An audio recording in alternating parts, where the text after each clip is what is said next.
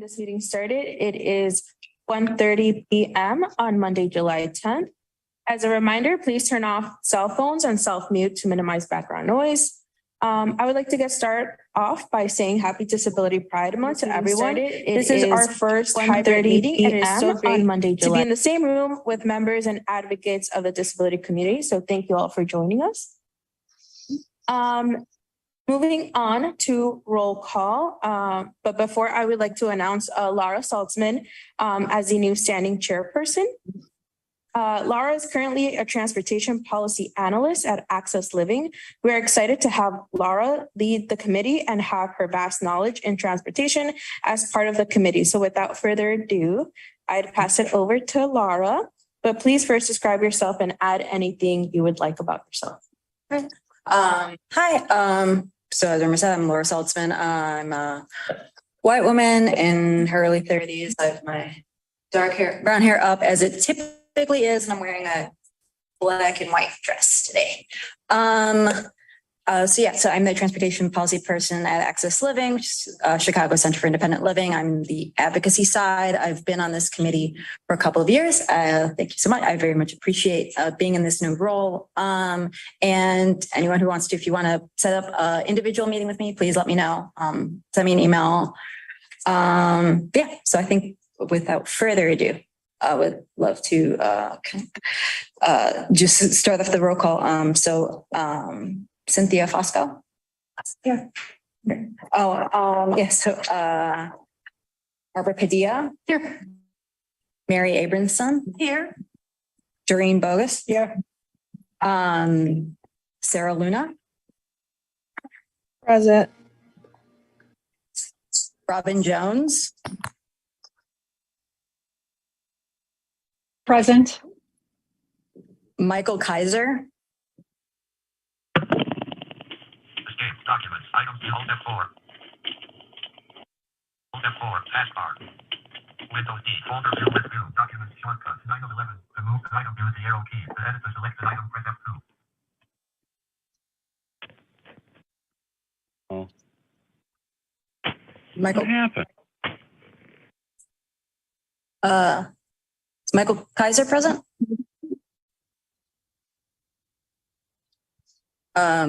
Moving on to Nicholas Robertson.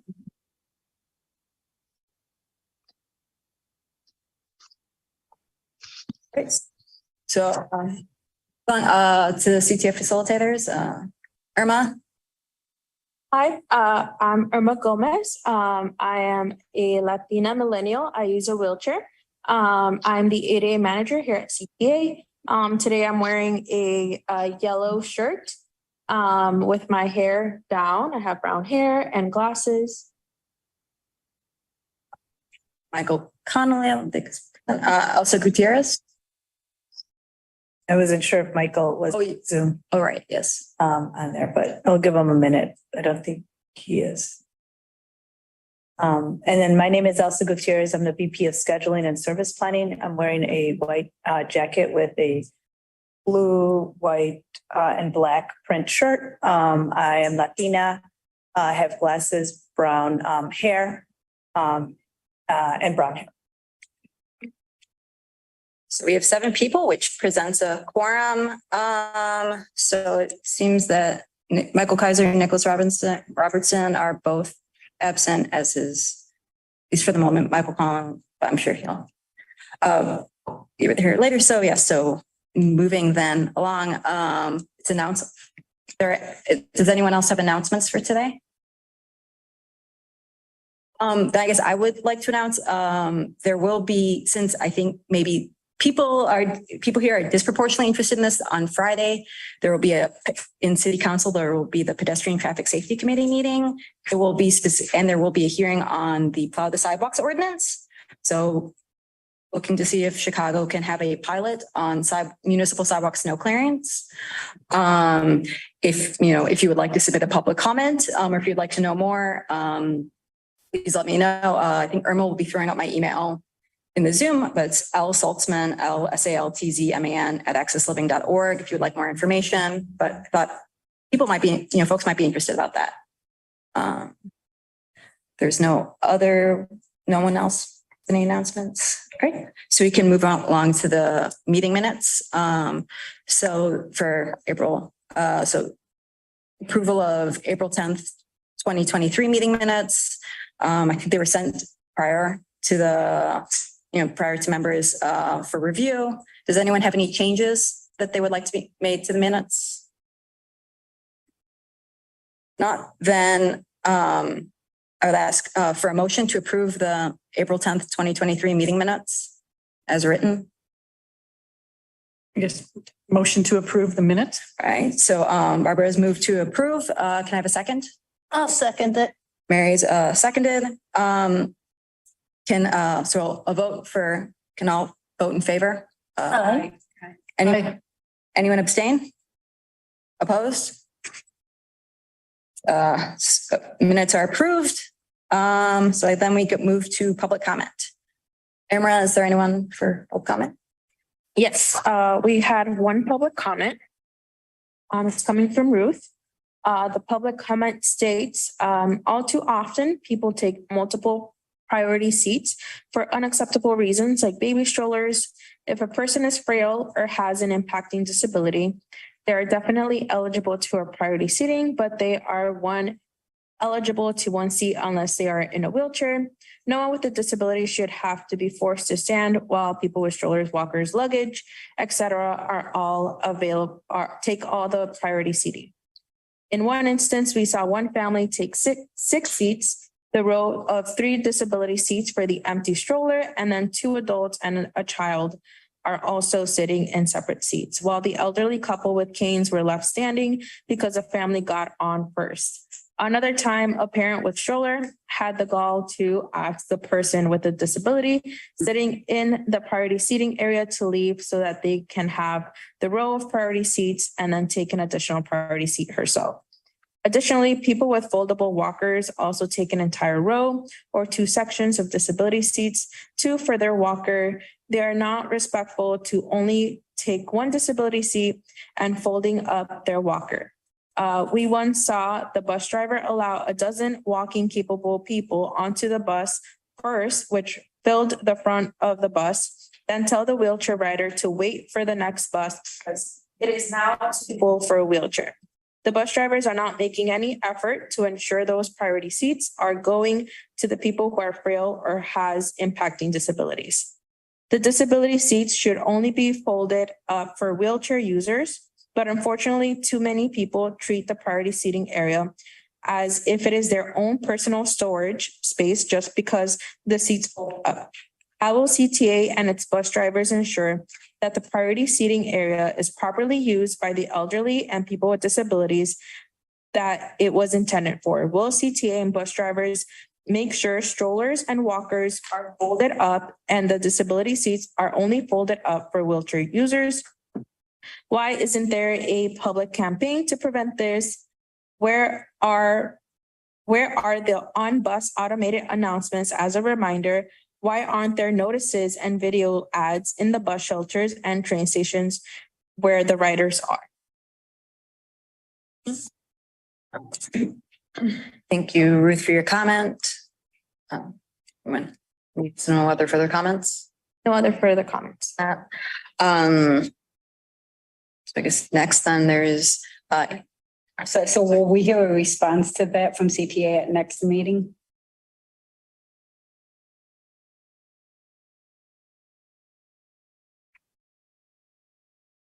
Yes, we will pass that information to the appropriate departments and we will provide a response. Thank you.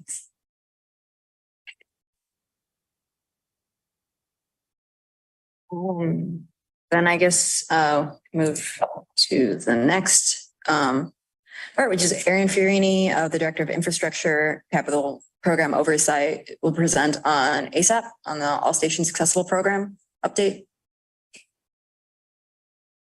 Good afternoon, everyone. Irma, am I sharing the presentation today? I am pulling it up. Okay, great.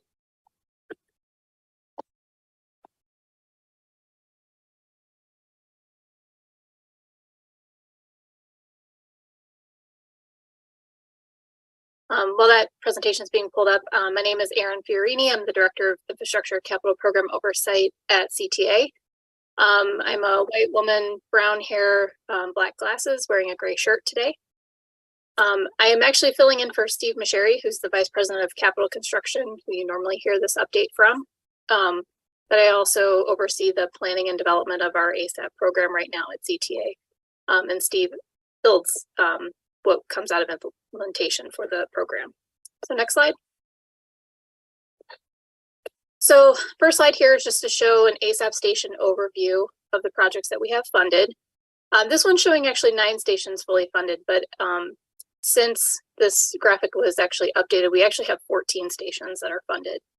The ones that are not checked that are funded are Irving Park, Belmont, and then Pulaski on the Congress branch. Irving Park and Belmont is on the O'Hare branch. And then Oak Park and Ridgeland on the Green line. So we've made some good strides here to move these stations forward. Right now, the 9 would get us to 71% accessibility, and with the 14, we would be about 80% accessibility. And what are the corresponding numbers? 71% and 84%. The 71% would be 103 stations to date, and these stations plus the additional up to 14 would get us to 81% accessible. And then what's that number? Oh, So we have 103 currently accessible today. Mhm. And then after we would complete the 14, we'd be at 117. Okay, and that's out of 140? 145. 45. Great, thank you. You're welcome. And Erin, if there's anything on slides that you think, that please make sure you're sharing everything like verbally, any that's on the slides, and not everyone might be able to access them. Yes, I will. I'll name the 9 that are also funded. Thank you for that reminder. For the current funded stations, it's on the blue line, Montrose in California, green line, Austin, and then we have State and Lake in the Loop, which is led by CDOT. And then we have 4 RPM phase 1 stations. That's Argyle, Bryn Mawr, Berwyn, and Lawrence. And then we have we have Oak Park green, Ridgeland green, Montrose blue, California blue, Irving Park blue, Belmont blue, Racine blue, Pulaski blue, and those would be all the stations. So there's 14 total.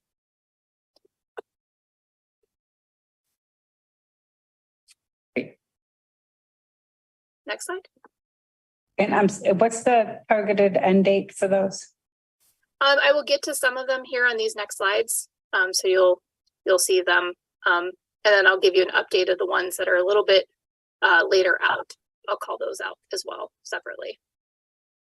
So for the current ASAP phase 1 stations that are funded, for the Racine Blue Line station, we just had the contract for the construction awarded. So the project is currently underway.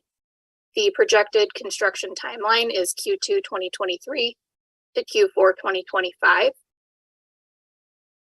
For Austin Green Line, this is actually going to our July board for approval for the award of the construction contract.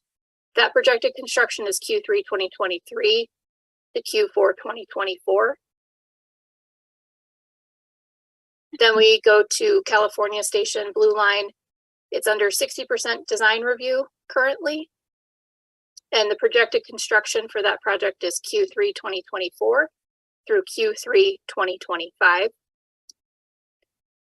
Montrose Station Blue Line, the design is also underway. It just got started about a month ago. The projected construction timeline is Q1 of 2025 to Q2 2026. And then State and Lake Station, which is the elevated station in the loop, is being done by CDOT. We know that they're finalizing procurement documents. And so far we've been told that sometime in 2024, that's scheduled to be started for construction. But that could be subject to change based on CDOT schedules. And then we have the 4 RPM stations, Lawrence, Argyle, Berwyn, and Bryn Mawr. Those are in construction currently and will be completed by the end of 2025. Next slide. For the two ASAP Phase 2 stations that are also funded, Irving Park Blue Line and Belmont Blue Line, both of those are being assembled currently for the design procurement for those stations.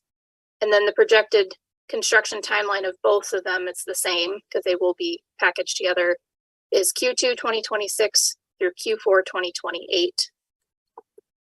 Now, the other stations that I had mentioned, but they're not showing on the slides right now, Oak Park Green, Ridgeland Green, and Pulaski Blue, those will all move into design either later this year or mid 2024, with construction dates probably around the same timeline as this Irving Park, maybe slightly later.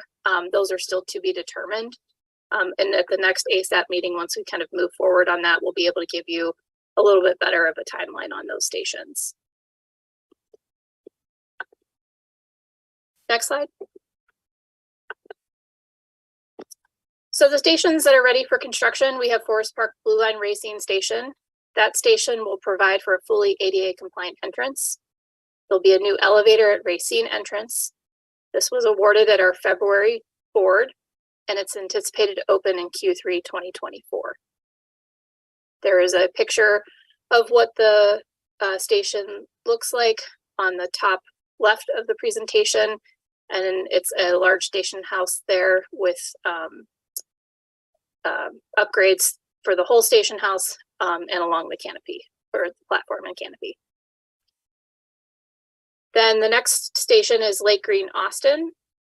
This station will be fully ADA compliant entrance. It will receive an elevator, and the entry ramp at the main entrance will also be new and ADA compliant. NTP for construction is expected in Q3 2023, pending this July board approval, and should be complete by Q3 2024. There is also a rendering of the new station on the bottom left picture, which is showing actually at nighttime, so the station is shown as very well lit. There's a distinctive feature on the station house itself. The top part is in a solid green color that wraps around the front and the side of the station house, with some other color contrasting green behind that. But it shows very well lit and clear station house. And then the elevator is shown behind that you can see protruding through the platform canopy above. Next slide.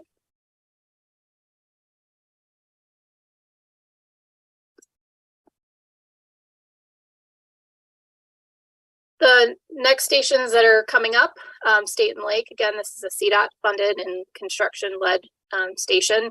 CTA will be providing input and coordinating with CDOT as they proceed forward in the construction of the station. It will be fully ADA compliant. The picture that is being presented on the upper left-hand corner of the screen is an aerial view of the intersection there at State and Lake, and it shows a very large circular in the middle going to more rectangular shape outward of that circle canopy. It's a very large open canopy. It kind of just goes over the sides of the station house, but it will be a fully accessible station. Montrose Blue Line. This will be a fully ADA compliant station. The main and auxiliary entrances will receive all the required upgrades. The design is currently underway. Launch meeting dash Zoom. Zoom meeting. You are connected to computer audio. HTTPS://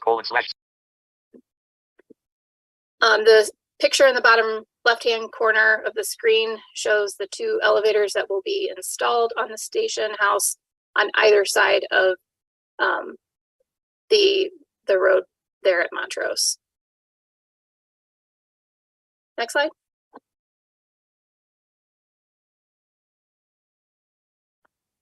Then we have California Station. This one will also be fully ADA compliant and fully ADA compliant entrances as well.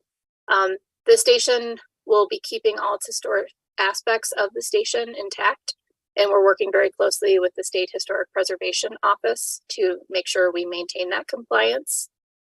It is anticipated that the construction on the station will start in Q4 2024. Next slide. And then we had shown a graphic for the updated phase 2 progress. I will run through what those are. Phase 2, and everyone will see this update when the ASAP plan is updated and republished toward the end of this year. So we will have for the blue line, Irving Park and Belmont on O'Hare is funded and in phase 2 now. Cicero Congress is in phase 2, not funded to date. Pulaski Congress is also part of phase 2, that is funded. Austin Congress, that is not funded, but it is in phase 2. We have Oak Park and Ridgeland on the green line. Those are both fully funded. Once those 2 stations are actually complete, the entire green line would be fully accessible. Then we have North and Clybourne, which is not funded on the red line. And then the last box that we have is what we call the Future RPM program. It could be up to 10 stations. Those phases are to be determined right now. But what phase 2 really did was allow us to get the funding as part of the original ASAP grant program that was released last year. CTA was awarded $118 million in the ASAP program for O'Hare Blue Line Irving, O'Hare Blue Line Belmont, and Congress Blue Pulaski. So that was a really great award to have received. We had also partnered with IDOT for a mega grant application last year for Cicero and Austin stations, along with some track work on the Congress. We did not receive that. The mega grant program is open again, and I think that's still to be determined what CTA's next steps are there with IDOT, but we would have to partner with somebody like IDOT to move forward on that type of a grant application. So it sounds like the phase 2, those are outside of the 14 stations. The 14 stations are phase 1, correct? No, the 14 is a compilation of mostly all phase 1, some of phase 2, and then there's a little bit, phase 1 and phase 2, I'm sorry. That's what it comprised of, phase 1 and phase 2. Okay, the phase 1 and phase 2 is all 14 stations. It's not all of them entirely. There's still some missing, but 14 out of 16. So at least 17 plus the RPM stations total. So 14 are funded between phase 1 and phase 2. And there's about 17 or 18 stations in both phases altogether. Okay, yeah, because it was 14 plus 4. No, it's Right. 14 total. It's 9 Oh my gosh. plus 5. It was 9 originally when we had talked about it, and then there were 5 additional stations that were added. And those 5 additional stations that were added was Irving Park and Belmont on the O'Hare, Pulaski, Congress, and then Oak Park and Ridgeland. So that gets you to the 14. Okay, so the 14, once the 14 stations are complete, then we will be at 81%, correct? That is correct. And then then there were 4 additional stations to get us to 17 stations, right? No, I didn't mention an additional 4. Okay, okay. Oh, okay, I'm sorry. I realized what my error, 13. Okay, so the 14 stations will put us at 117. Correct. That's where I got the 17. Okay, Yep. Thank you. You're welcome.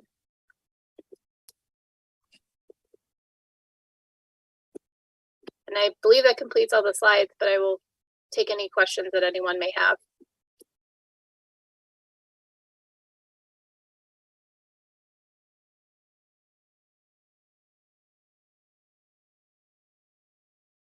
Any questions?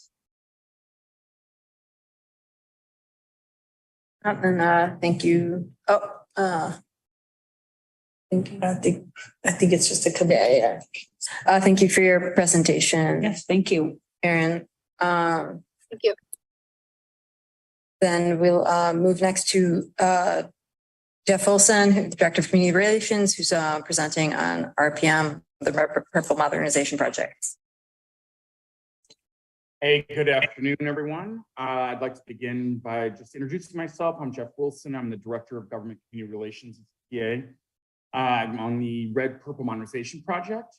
I have spoken to a lot of you already about this project in the past, but I do want to start by giving a huge shout out to Irma and her staff for taking a tour with us on the entire RPM project.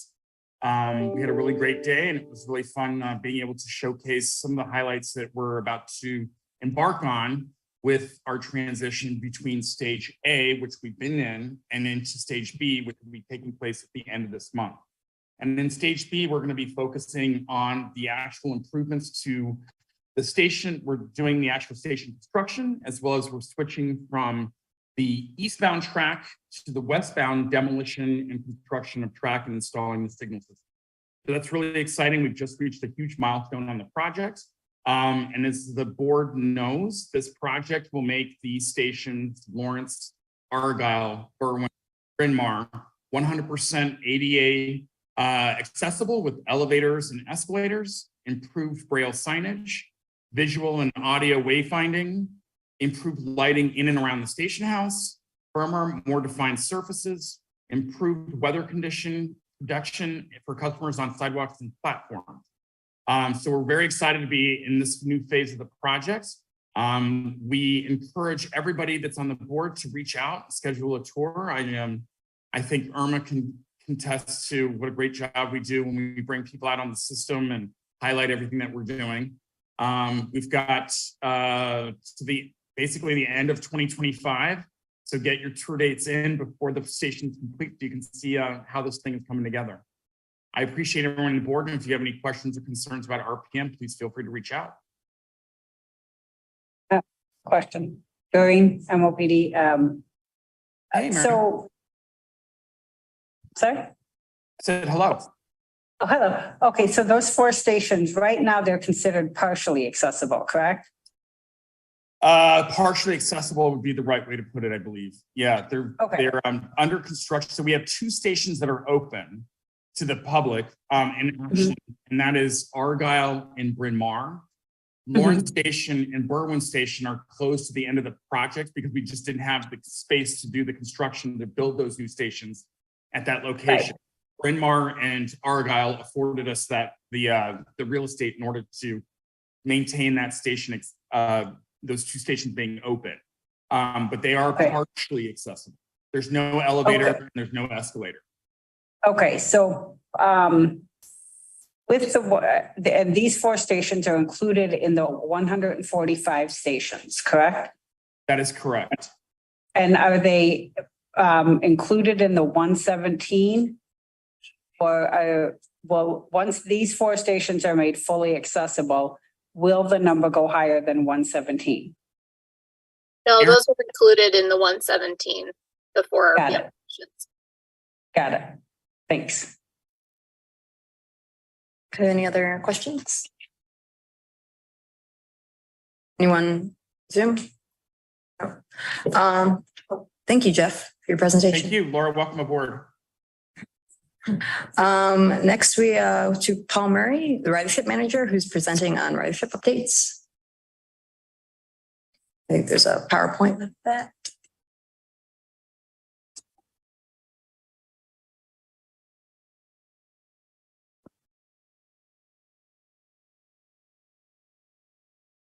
All right, good afternoon, everyone. My name is Paul Murray. I'm the manager of ridership. I'm here today to present a quick brief on ridership. We can go to the next slide, please. In May of this year, we had 24.3 million rides, which made May the largest month of ridership since the pandemic began. This also set a new high for our 2019 retention rate, which is at 60%. Bus reached 67 and rail reached 53. Some of the things that impacted ridership for the month was an increase in commuter traffic as well as some off-peak travel as well. We saw increases in office occupancy. And we also saw that the special event season got underway, which helped to build the off-peak ridership. One of the other things from a weather standpoint was it was a very warm, comfortable warm month. And it was probably one of the driest Mays in Chicago in history, being less than 1 inch when it's typically about 5 inches of rain during the month. Next slide, please.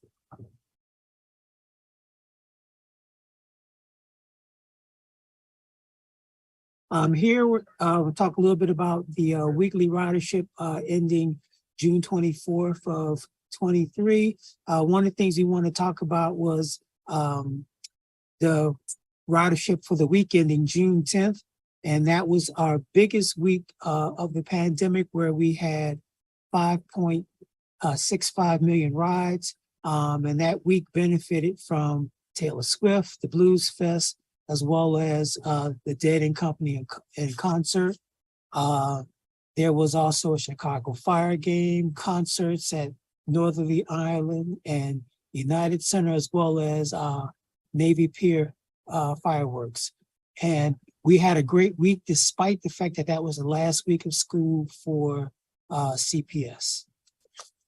That ridership on Saturday, there was something going on at every venue, and ridership totaled 690,000, and that was the most of any Saturday since the pandemic.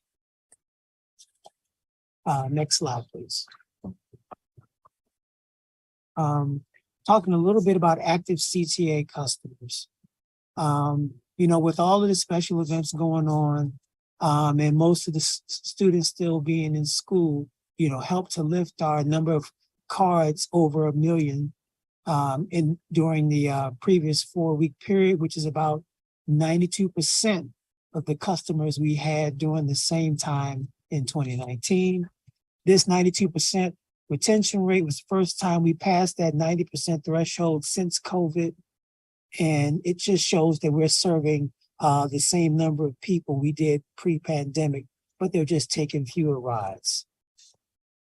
For those who can see the chart, there is a dark blue line which talks about average ridership per customer, and that was an average of 15 to 17 rides per week before COVID, and now that average is about 10 to 12 rides in that 4-week period. One other takeaway is that we're seeing that the number of cards are increasing, but the average rides are decreasing, and that's a clear indicator that special events and concerts are going on as we get some new and irregular customers who just ride for this special event. Next slide, please.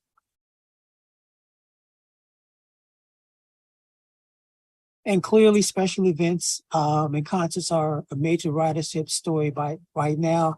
But we're also seeing peak commuter riders also growing, as well as the change in school attendance. Again, we talked about school ending recently. And so we've seen bus ridership, which is where a majority of the CPS students ride. That ridership on Thursdays dropped from 530,000 to 484,000 in just the last few weeks. But we also are seeing that office occupancy continues to grow, weekday rail ridership. We've seen in our most recent Wednesday and Thursday that we've surpassed 400,000 rail rides for the first time and set post-pandemic highs for both days of the week. And again, some of that could have been pre-NASCAR activities, but we'll see more of that as we go into the next one. Next slide, please. Now, we've talked about office occupancy a number of times. And so Chicago's office occupancy over the last few months is at 5.8%. 7.74%. And it's in third place behind Austin and Houston. Houston has an office occupancy of 60.6%. Austin has an office occupancy of 58.3%. The locale that has the lowest is San Jose, which is at 39.4%, followed by Philadelphia at 40.9%. We will note that Chicago is about 4 full points higher than Los Angeles and New York, which are at 49.6 for Los Angeles and 48.1 for New York. Next slide, please. And so Chicago is at 50 what percent? 54.7%. 54.7. Thank you.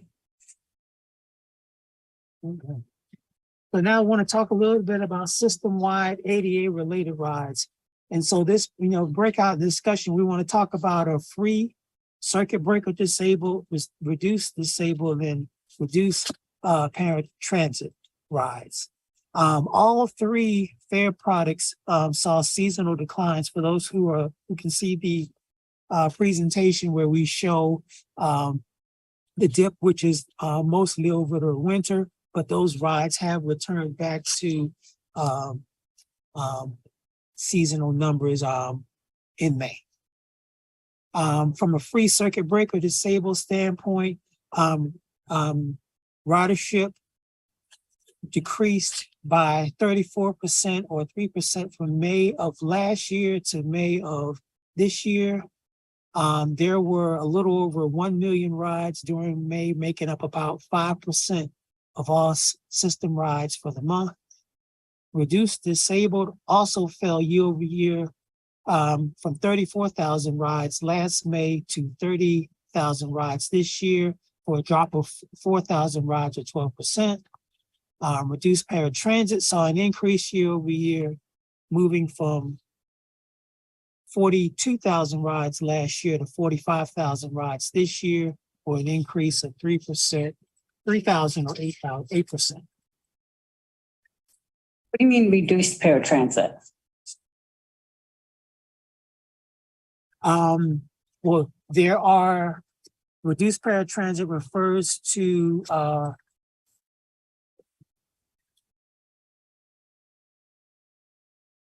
Okay, reduced fares, right? I think that's like me that has a paratransit card, but I also obviously get the reduced fare to use the CTA. Right, but you don't get reduced on paratransit. No, but you get it.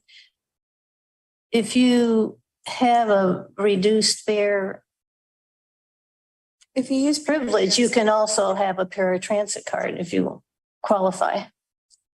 Okay, so you're talking about people who have a reduced fare card for CTA that took paratransit ride. The opposite. So if you use paratransit, you also get reduced fare on CTA. So that's why it's called reduced paratransit, because you have reduced at CTA, but paratransit remains the same fare. right. And so what happens is the way the card is set up for that for the rider may be able to use the same card to ride paratransit, but as CTA. And so when they're riding on paratransit, so when we see those rides, we know that this person has the ability to ride on paratransit as well as CTA. Right, so that person has a reduced fare card for CTA, but they took a paratransit ride. Yeah. Or they're eligible for paratransit. Yes, oh, absolutely, Right. But absolutely, they're right. eligible, okay. Yeah, they're eligible, but the ride was on CTA, but that's just how the card is classified. So an example that I'll give for you is for UPass students during the school year, when they ride on their card, it says that it's a UPass ride, but when they ride, they can use that same card when school is not in session, and when they use it, it shows up as a full fare college. And so it just has a different terminology, but it's the same card. Okay, so you're talking about the amount of people that, not that used paratransit, but the amount of people that used the that have it. CTA, with it has a reduced fare card that can also use paratransit, but they use CTA. Yes. Correct. Yes. Got it. Thank you. Next slide, please. Now we want to talk a little bit about, combining all three groups, there was about 22,000 rides, a year-over-year weekday drop, or about 1,000 rides per day. And it was across all of the day. We saw declines from all time periods. We saw with more decline during the late night and overnight hours, where late night and overnight was down about 7 to 11%, while midday and rush hours were just down 2%. Next slide, please. Talking about ADA-related rides year-over-year change by the rail branch. Last year, the Dan Ryan branch had the most ADA rides, but also lost most over the past year. And now the North Main branch or the Red North has slightly more ADA rides this year. Dan Ryan lost about 10% or 5,000 rides for the month, while the North Main or Red lost 3% or only 1,000 rides.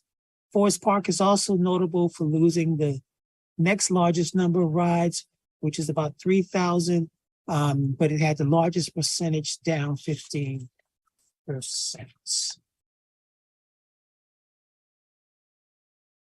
Next slide. Talking about ADA-related rides year over year by bus route group. The North Lakeshore Drive route group was notable for its decrease of 19%, or about 3.6 thousand monthly rides.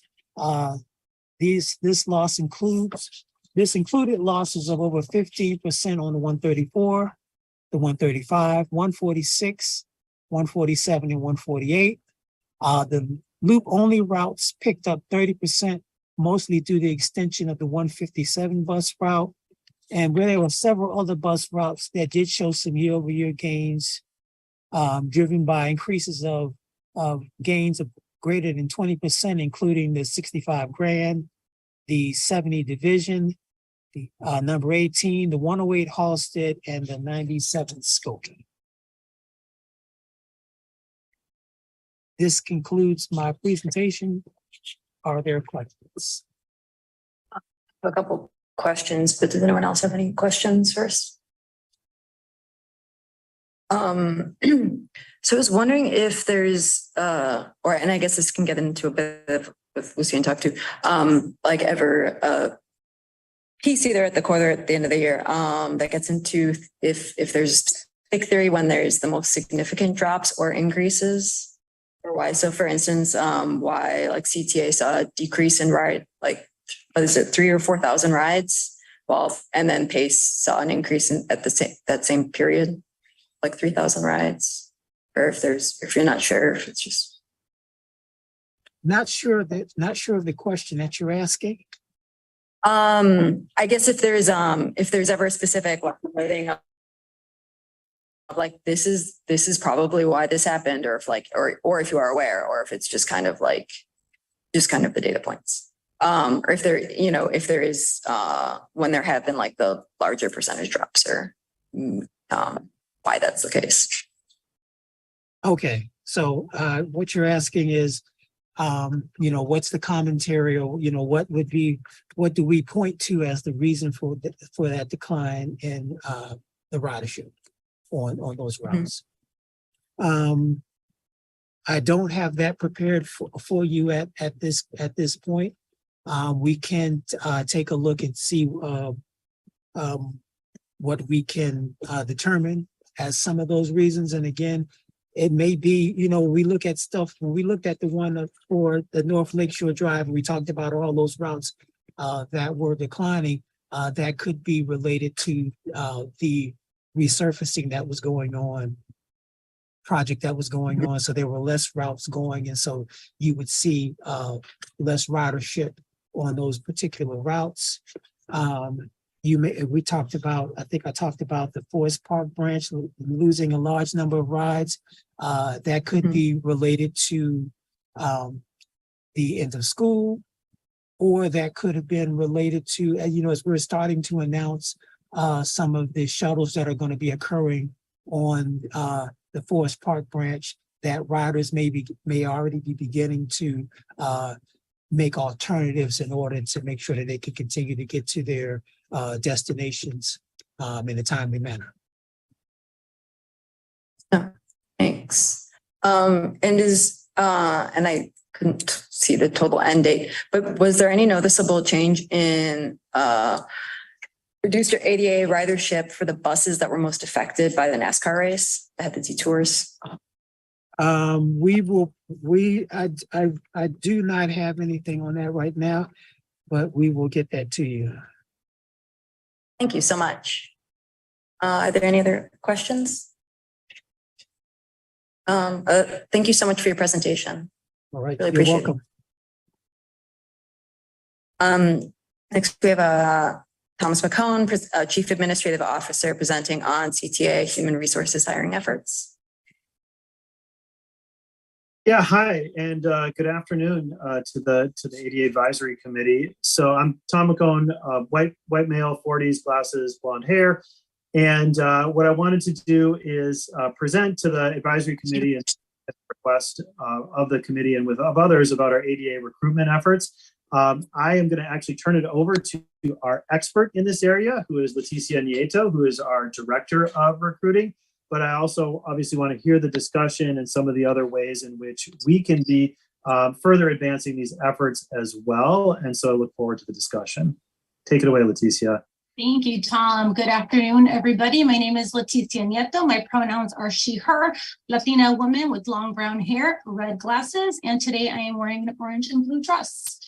I'm happy to share some of our efforts related to helping strengthen our workforce by recruiting and hopefully hiring members of the disability community. Next slide, please. To start, I wanted to showcase some of the partners that we have worked with in the past to help us get the word out there, to make sure that our jobs are being shared to as many communities as possible. Some of them, and they're on the screen now, are disabilityjobs.net. They have helped us put our jobs across the community, as well as Aspire, one of the local partners that hosts job fairs that we've been able to participate in. We've had meetings and we send our jobs weekly to IDHS Division of Rehabilitation Services and the Mayor's Office of People with Disabilities. And so we make sure that they have access to those job postings and can again share it with the communities. And then this year we were able to add Disability Solutions, which is our newest partner that we're very excited about, because they not only help us make sure that our jobs are being shared in the disability community to various partners that work with that community, but they've also shared some good insight and trainings with us for our teams so that we can make sure that we are adjusting our language and are cognizant of some of the ableist tendencies and language that can be used in the recruitment world to help us seem more approachable and help us showcase CTA better in the disability community. Next slide. Okay, one of the things that we make sure that we are placing on our website and that we're placing in our brochures as we are going to job fairs, and we continue to get better at this and to improve this, is the accommodation process for applicants. We have an accommodation process for folks that are at CTA, but we also want to make sure that our applicants know that there are processes and steps that they can take to make sure that they're requesting an accommodation should they need it at the application stage, at the testing stage for the jobs that require some sort of a test for the position, at the interview stage if they need some type of accommodation for that. And so we put them in contact with the ARC committee at CTA and with members of the recruitment team who facilitate that step in the process to make sure that they have the information that they need to make that request. And if accommodations are able to be provided, then we let them know how to take next steps at that point. So this is on our website. And again, we're making strides to make sure that this is incorporated into the rest of our publications as we continue to create new ones, either for online or for print. Next slide. Here's an example of making sure that that is in a clear and present space. On the image is the draft of one of the publications that we have where we've added the accommodation information to make sure that it is available for our candidates. Our website is located and a QR code is located as well in case they want to go directly to the website and not necessarily use a print publication. So we're making sure that we're putting it in every possible platform we can for our candidates and applicants to access. And with this also comes continuous review of the publications and websites that we have. We work with some folks from CTA to get their insight and feedback. We're also working with Disability Solutions, who has a service available to us where they can take a look at our website and let us know what some of the things that we can change to make it more accessible. Next slide. Among what we're trying to do is make sure that our jobs are out there for people to review, but also that we're able to have a platform for candidates and applicants to ask us questions and to learn about the jobs from ourselves. So we do attend job fairs, like I mentioned earlier with Aspire, that are specific for the community, but we're also very excited to be planning a disability awareness panel / job fair for this July. Our date is tentative right now. We're working with CTA's diversity task force and with Irma to help us identify some great panelists that will be able to be a good resource, not only for CTA employees, but also for applicants that are considering CTA, so they can speak to their experience while also relying on the recruitment team to talk about the process for applications, to talk about the accommodation process, should anybody need information about that. And so more information about that once the date is secured, and we're a little farther along in planning, but we're excited to be hosting this one for the first time, and hopefully it'll be an annual event, if not more often. So this one will be online. It'll be a webinar via Zoom. We'll definitely share that information once it is finalized. Is Next that slide. tentative date for July 26th? That is the tentative date, yes. So all of those efforts aside, obviously we want to make sure that our jobs are out there for the community to review and to check out. We want job fairs for people to be able to virtually attend or physically attend if they're on-site events, so that they can be in contact with us. But more than anything, we also want to make sure that CTA is using our social media platforms to showcase our commitment to the disability community.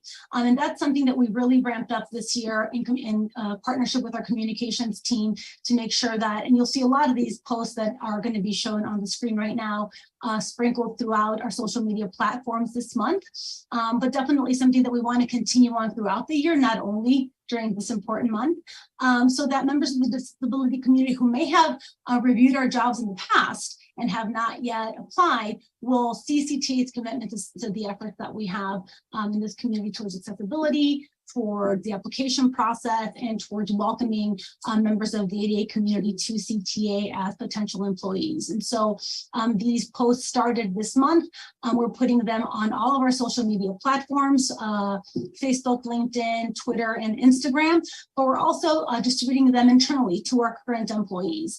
It is definitely not just an effort to showcase our efforts externally, but so that our current employees that are members of that community also see the commitment that CTA has to the disability community. And so on the screen, you'll see the next 4 slides are posts related to those efforts to celebrate Disability Pride Month. Part of that also is making sure that our social media posts have alt text when there's images involved, and that we are using language that is not ableist when we're posting about jobs, right? We don't want people to look or read our job descriptions, but to review them. So small things that to us seem like tiny tweaks, but to a member of the community is very important. And we've seen a lot of that, and we've gotten a lot of education on that via our partners at Disability Solutions, which is great. Next slide. This is another of the posts that is being launched this month, and the image on the screen here is the elevator on the platform at Wilson Station. In the post online, it does have that alt text as well as the stats related to that particular image. Next slide. The reduced fares that I think we discussed a little bit earlier, and speaking to learning more about those programs. A link is included in this. The alt text here states that fare gates inside are enclosed at the train stations. Next slide. And this final slide is showing the Braille bus sign, the tactile bus sign, and the alt text shows the fare gates at Belmont Station serving the red, brown, and purple line. So again, the social media efforts are there to align with CT's commitment. And again, in hopes that we will see an increase in applications when the community sees CT's continued efforts. And next slide. And then just, one more about the social media efforts, actually describing the AD Advisory Committee. And this is a post that will go up describing this committee and the work that it does. Obviously, an important job that we want to make sure that members of the disability community see that CTA has a committee that is in charge of this. And next slide. And then these are some of the trainings and kind of information that we've gathered from our Disability Solutions partners. We've already attended the first training, which was Ableism 101, which is really enlightening to our team just to be aware of some of the things that they've not considered in the past as recruiters, but now definitely have in mind as they are reaching more communities and talking about the jobs that are available at CTA. We have another one coming up in July that we're really excited to have the recruitment team attend, really for the entire team, but we also share this with the diversity task force so that we can pass this on to other members of CTA that are interested. That topic for that training is dispelling fear and stigma about disabilities. So just important topics that we want, especially recruiters who are on the front lines working with the community to have, so that they can do the best recruiting they can in the community. Okay. And I believe that's my last slide. Anyone have any questions?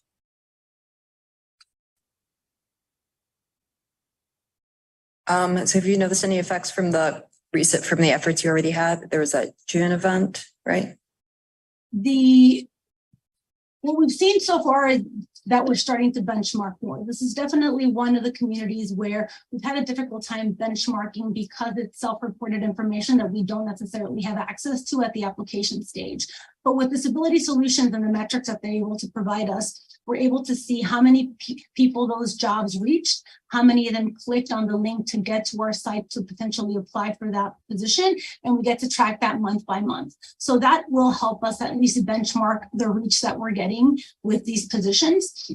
Next steps will be benchmarking how many people make it through the application process and then through hiring. And I know that we've requested some information that we don't have with us today, but we've requested some information to be able to see if we're able to measure that at all. But from the recruitment angle, it isn't something that we're able to count effectively. So the exciting part about what Disability Solutions is able to provide us is at least being able to benchmark from January to June. This is how many clicks we got from the postings on their website. And they have a pretty extensive list of partners.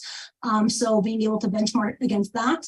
And the next steps will be how can we measure more effectively once we get through the application process and hopefully through the hiring process. And I realize there's a self-disclosure aspect to this as well, but do you know how many folks at CTA currently are disabled who are self-disclosed? I do not yet. We did make a request for some information. Again, that is not something that is searchable via the recruitment side, but we requested some information from our HRIS partners to see post-hiring if we're able to see that information. So they're able to pull something that we don't necessarily have access to in recruitment. Yeah, and as we get that information or get an update on that, we can share that with the committee here and submit it through Irma so that she can distribute it. And then obviously, if there's follow-up questions or discussion to have on that, we're happy to come back for that as well. Great. Does anyone else have any questions? Yeah, I think we'll definitely be interested in the follow-ups and especially because we know that really appreciate the outreach you're doing. Outreach is important, hiring is important, and then retention is important too once we get into that. But I guess if there's no other questions, and just thank you for the presentation. Thank you for the efforts, definitely. And please let us know when that date gets finalized so we can make sure that we get it all out on our channels. Will do. Thank you. The next, if Mike Connolly is here, Mike Connolly, Chief Planning Officer, is presenting on customer satisfaction. Good afternoon. Thank you. I'm a white male. My pronouns are he, him. I have dark brown hair and I'm wearing a black suit and a white shirt and a black and white tie. I'm wearing glasses as well. If you would, why don't you pop up that presentation? I think there's about 3 slides and I'll just quickly kind of go through them to share with you some information of what we've seen. We've been surveying our customers for some time, and we've stepped up the cadence of the surveys with the pandemic to try to get more information about our customers and what their needs and their experiences on the system. If you would flip to that first slide, we performed the surveys in both English and Spanish. The customers were recruited primarily through Ventra emails, and they opt in to the email and allow us to contact them and put them in surveys. We used some outreach using car cards on buses and trains and on flyers, specifically handing out flyers in areas where we don't get a good survey return. And so we know where we need to reach out and do a little bit more than just get an email contact with folks. This survey, we saw 2,153 completed surveys, 88 in Spanish. With each survey that we've done them now quarterly, and we just completed the 4th quarterly survey, and we're beginning a 5th quarterly survey. We don't have the information from the 4th one digested for you yet, but this covers the first 3 surveys. With each survey, we included some questions that stay consistent from survey to survey, and some questions that change on a focus topic that changes each quarter. I mean, our intention with this is to understand the ridership habits, the preferences, and the factors that influence ridership decisions of CTA customers, including current, frequent, and infrequent riders. We're looking for insight into trip-making decisions, and we're looking for insight into the respondents' perspective on personal security, on service reliability, and on the accuracy of the real-time arrival information. And we want to compare the results to the previous quarterly surveys and identify potential trends as we're seeing the information. If you would, go to the next slide. This next chart compares bus customer satisfaction with service attributes over the past 3 surveys. So it's a slide that documents the service attributes. On the left side, there are 7 listed, and then for each survey attribute, it has a color-coded bar that tells you whether the survey information came from the survey that was completed in the fall of 2022, or in the winter of 2022, or the one that was most recent in the spring of 2023. The colors are yellow, and then for the most recent, purple for the one in the winter, and green for the one last fall. The good news. Yes. Could you read out the attributes just so we can get a sense? And let me read out the attributes for you here. We asked about travel speed on the bus. This is for bus riders. This is specifically to bus. We asked about personal security on the way to or from the bus stop. We asked about their personal security on the bus itself. We asked about the personal security at the bus stop. We asked about the accuracy of the real-time arrival information for the buses. Then we asked about the wait time for the next bus. And then we asked for the reliability of the bus service. Separate from the wait time, was it reliable? Did it come when it was supposed to come?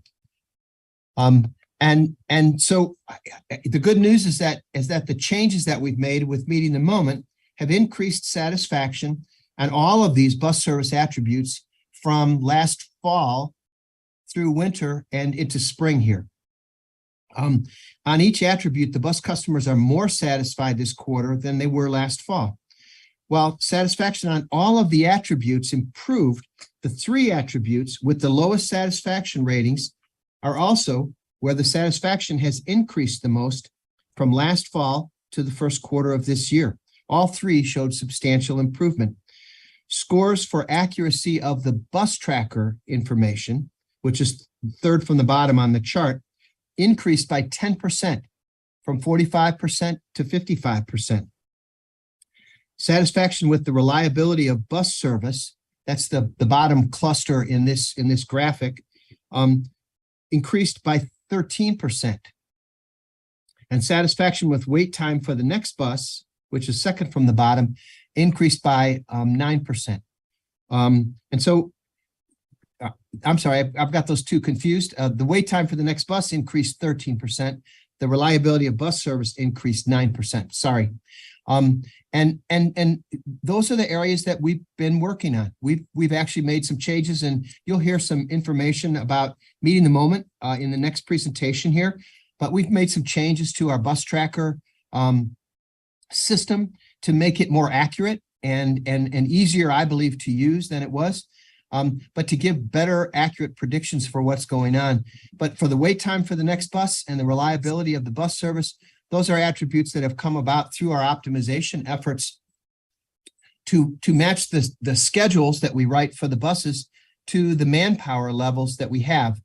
You heard a little bit about HR and from Tom McCone and Letitia about the recruitment efforts.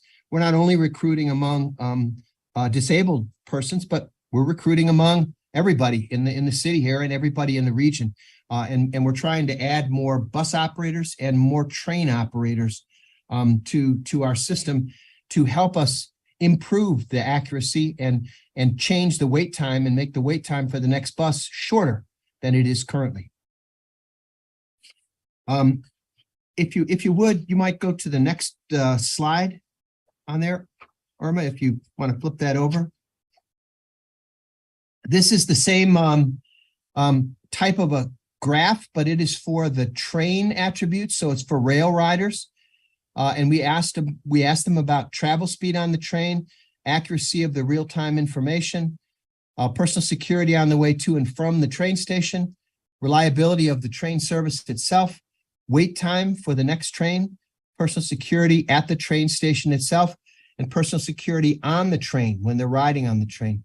And again, basically, this is what we're reporting out to you, is that we've had a better customer satisfaction on all of these attributes this spring than we did in the surveys that we did last fall. It's not as dramatic as the bus surveys. It's only a couple of percentages in some cases, 3 or 4%, although the accuracy of real-time information for trains did go up by 7%. That was one of the biggest increases there.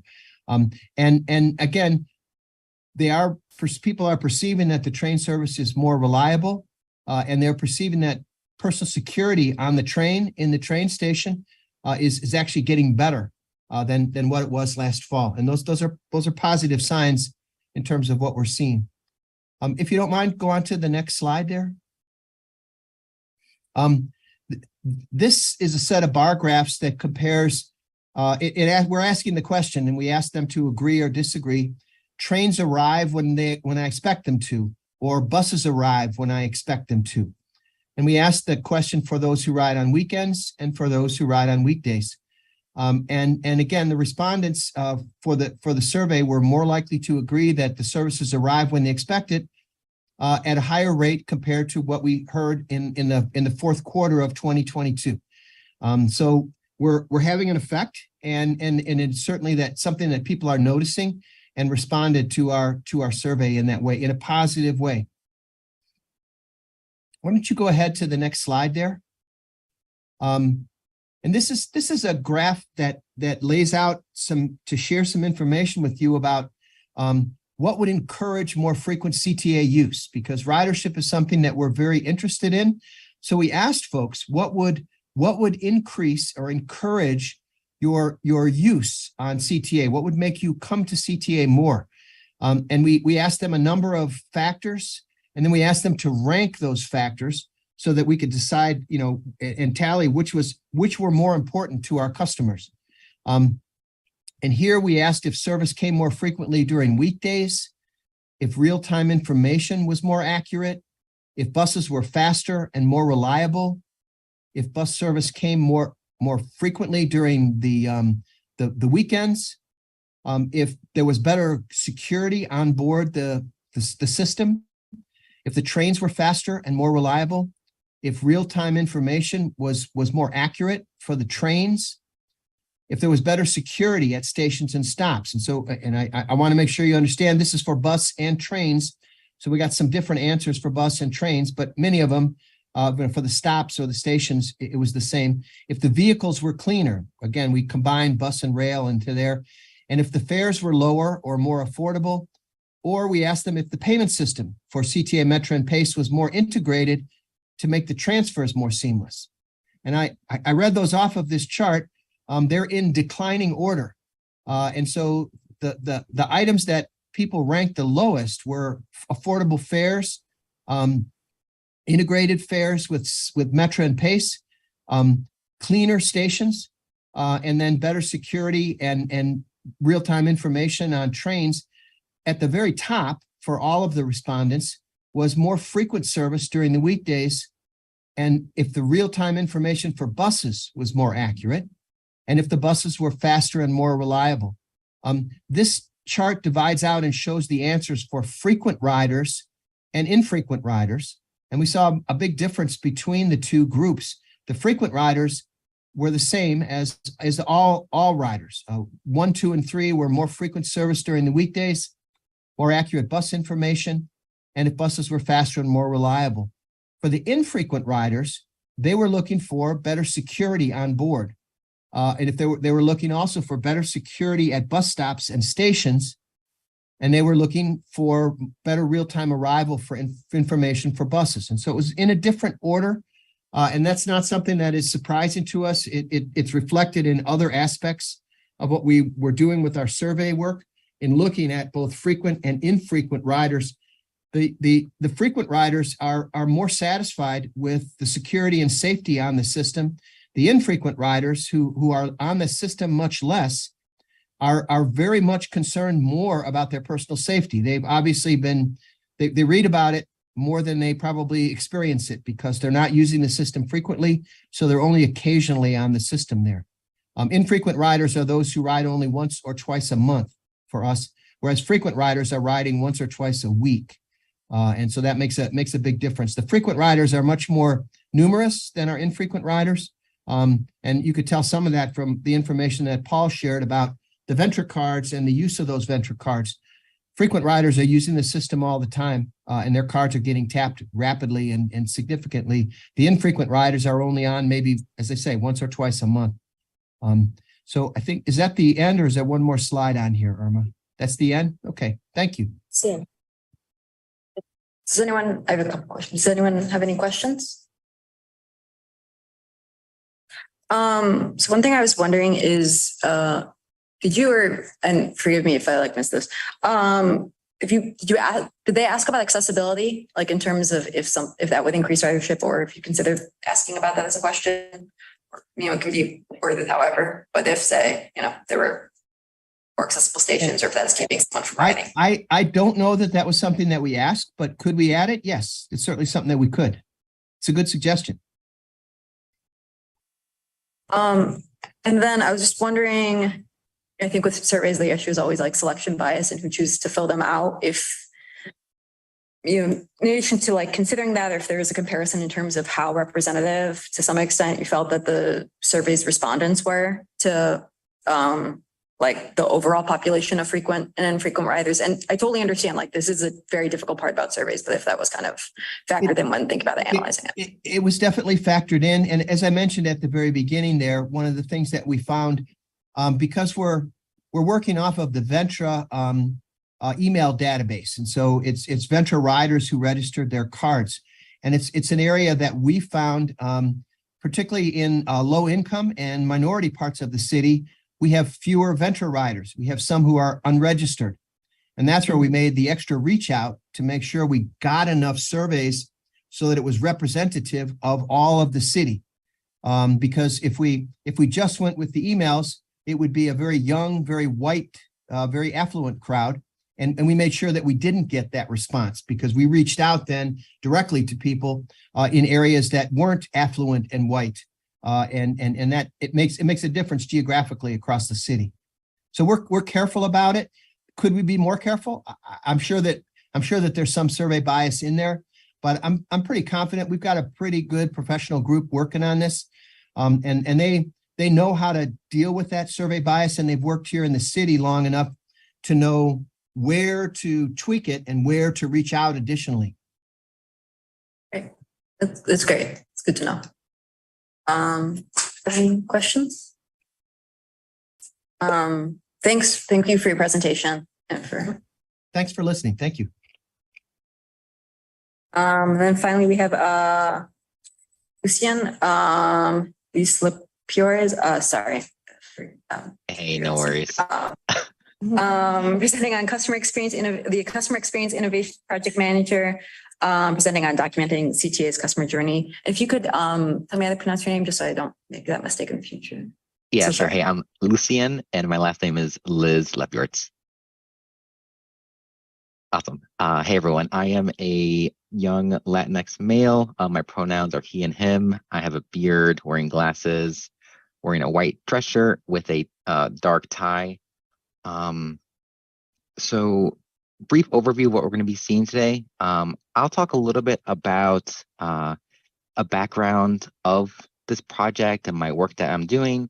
Then we'll actually do a little bit of a discussion where I want to talk to the committee, get your guys' thoughts on everything. And then after in that discussion will then lead very nicely into some pretty cool next steps I think everyone will find interesting and that will inform future meetings, I think. So can we go to the next slide? So background, right? So we're talking about customer experience. We know that CTA has a lot of data on our riders. Mike Conley's group, as you just saw, they do a lot of market research, right? Surveys, there's a huge pool of information that's really being built out by that team, by Emily and Rebecca, very awesome stuff. There's also the RTA survey that has been done in the past. We get customer service feedback all the time. Our Ventra database has all kinds of information about how people are riding, whether it's tapping, different customer segments. And then there's all kinds of data from like the US Census and other sources about the demographics of our region, different census tracts, right? And so there's all this information that's out there. And at an individual level, they're certainly very interesting, right? Like it's super interesting to see those individual bar charts and those insights that Mike was just walking us through, right? But it's also really interesting too, if we start to connect different data points and try to understand, you know, what's the story that's being told, right? Like if we zoom out just a little bit, are we seeing any patterns?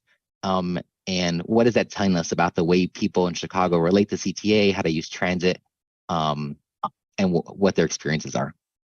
So that really begs the question, like, you know, okay, if we have all this data, you know, what story should we tell? And then if we're talking about customer experience, we're talking about people, right? We're talking about, you know, there's probably, I think, 25,000 people on the CTA system right now as we're speaking, right? And how do we put those people, those voices at the center of the discussion and help bring them into this meeting and into our decisions, right? So that was the first slide. Can we go to the next slide? And one way to do that is to use a tool called the Journey Map. So a Journey Map is a tool that's often used in the private industry. There's actually a profession called service design where service designers do use tools like this all the time to document, you know, customer pain points, customer processes, right? And so this is a tool that's out there. It's been used by many places.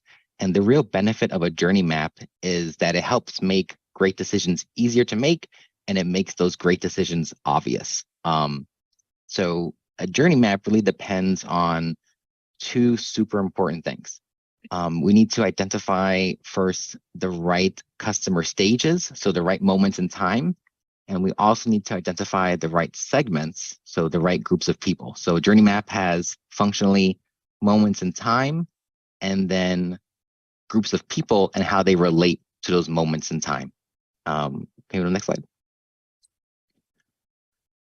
All right, this is where we're going to start to enter a little bit more of a conversation. So the journey that we've been putting together and that we've been showing to different departments, we showed at a conference recently, it really consists of 6 stages. So there are moments in time. And the main idea is to really capture, okay, what is that transit journey, that whole life cycle? You know, we know that the transit journey isn't just when someone's on a bus or on a train.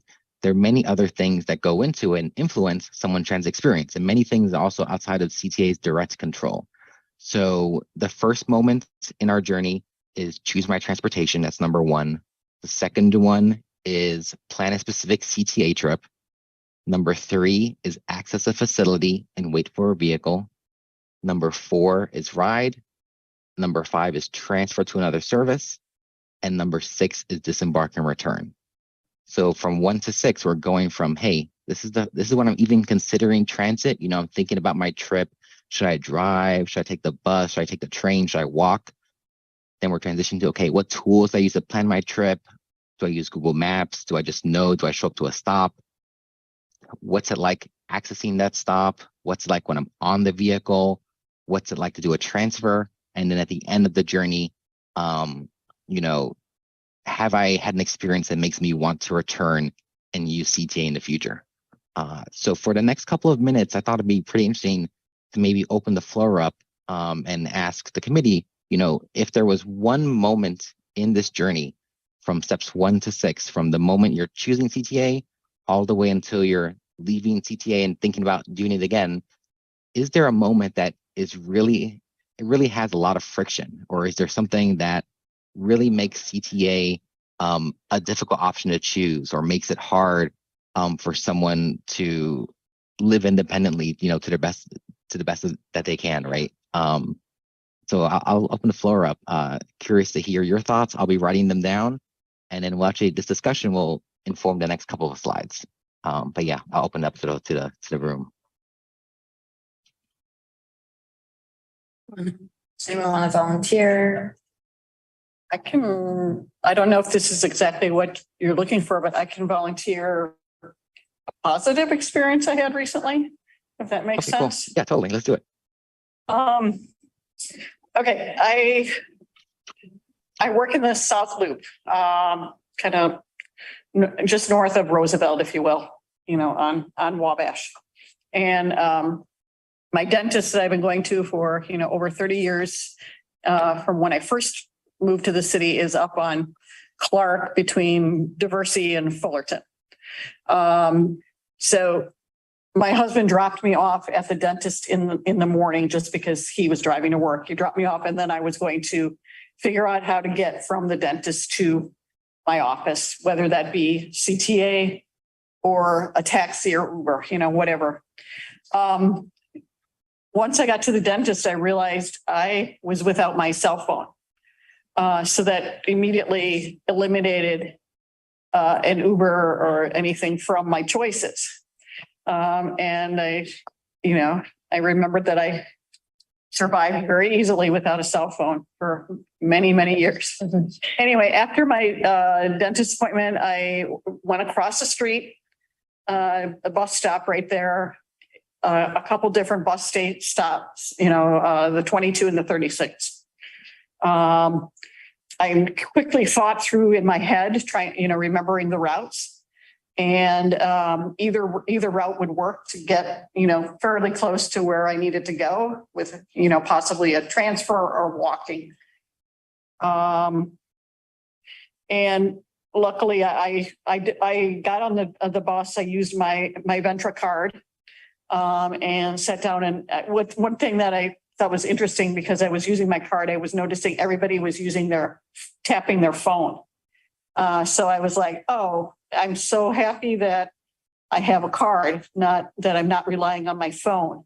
Because again, I can survive without my phone. The driver was really polite with me when I asked her to remind me of, the end of the route, because I was trying to get, I thought if I could get to the Harold Washington Library, I could just walk from there. She told me what I needed to know. I sat down. I thankfully didn't have any issues with people taking the accessible seats. Actually, a woman got up and gave me her seat. And, you know, it was just such a positive thing to have my Ventra card, be able to tap it and use it, no issues. And I could get around without having a phone. It's like every time now, it's like everybody, like, if you will, they kind of freak out if they don't have their cell phone with them. But I was able to kind of get through my whole experience without the phone, with only my Ventra card, and it was a totally positive experience. So I don't know if that's really what you were asking about, as far as like the 6 stages of the ride. But for me, I always just kind of look at a sign and I see what buses come to this stop. And then I kind of walk through in my head, trying to remember what the routes are based on the amount of time I've lived in Chicago, and which one's going to get me closest to where I want to go. I don't always usually map it out before I get to the bus stop. I kind of map it out when I get, after I'm already there, if you will. Awesome. Yeah, that's super cool. Okay, I don't get what you mean by the 6 stages of the ride. If you could read through them again. Yeah, totally. So we're trying to think about, okay, when people interact with transit, it kind of is more than just being on the bus, right? Part of transit is also, hey, when I go to Google Maps and I put a trip, does Google Maps recommend transit? Like that's kind of influencing the transit experience. And so we tried to create buckets to be moments in time. And so like the first bucket is, okay, choose my transportation. Those are all the moments when someone is, thinking, hey, is transit near my house? Do I like transit? Do I have a good impression of transit? Do I think transit works for me? Number 2, plan a specific CTA trip. Okay, I've committed CTA. Do I use CTA's website? Do I just know where the buses are? Just like we just heard, right? We know some folks just know there's a bus nearby and they show up to a stop. Number 3, access a facility and wait for a vehicle. Okay, now that I've planned my trip, I need to make it to a bus stop or I need to make it to a train station. What happens during that part of the journey? Number 4, ride. Now I'm on a bus. I'm on a train. And then number 5, transfer. And number 6, disembark and return. Right. No, okay. I guess I'm just a little confused because in terms of those 6 stages, if you will, I don't know about other people, but I don't consciously go through those stages. You know what I mean? Yeah, totally. Do you think, So how would you do it? Yeah, well, I mean, I guess, are there specific things that would keep you, and interrupt me if this is like maybe not into the question, but like, keep you from taking the ride or, or like decision points? Timeliness. Like I'll look at timeliness for one. How much time am I going to spend on transit versus an Uber or Lyft? Mm-hmm. Cost. So that's what I mean. I know that's what I was trying to get at. It sounds like you're looking at the macro. You're wanting the macro and I do the micro. Like, you know what I mean? Like, yeah, totally. I have my little factors that are like on a smaller, not on a smaller scale, but they're more like pinpointed reasons. And then once I choose my option from those pinpointed reasons, then I'll plan my route, so to speak. But, like I said, like for me, I'll do time of day because I very rarely take public transit at night. And when I say at night, that's, what's the word for it? I don't know if subjective is the right term. Because like, I don't want to say when it's dark, because when it's dark, it's rush hour. I rush hour. It can be dark at 5 o'clock in the winter and I'll still take public transit because it's still like assume the same level of traffic will be out. Mm-hmm. So rather than me saying, when it's light out versus it's dark out, I try to stick to rush hour, morning and evening. And then the second time is like inside of, in between the rush hours, although it's very sparse and it's kind of ghost townish sometimes. outside of rush hour, even in the middle of the day. But there again, like I might be more likely to take the train or the bus at 8 o'clock at night when there's a lot going on in the city versus at 2 p.m. on a Wednesday when it's very sparse. But so anyway, so time of day, what's it called? Cost, time in transit. I'll like use those points and then a few others that I can't think of off the top of my head. And then I'll look at that's like the micro, and then I look at the macro. I'll start planning my trip then. I don't know. Does that help? Yeah, that makes sense. And I have one follow-up question before I see that Robin has their hand raised. So follow-up question. So once you've decided, okay, this is the time of the day, I'm going to travel, the speed and cost makes sense to me. Do you think it's all perfect smooth sailing from then when you're on the system? And no, but it's not smooth sailing if it's Uber or Lyft either. It's not, it has nothing to do with CTA. It just has to do with you worrying about what's going to happen. No, like if I do Uber or Lyft, it's like, at one point I made up my mind to take Lyft. And I was like, okay, great. Like you said, smooth sailing. Unfortunately, our trips were surging beyond belief. But I decided to split the difference, and I took a CTA bus downtown, and then over by Union Station, I got an Uber or Lyft then, and two things happened. One, I was closer to my destination. My destination was in the suburbs, and then two, the time period of the surging pricing had come down a bit.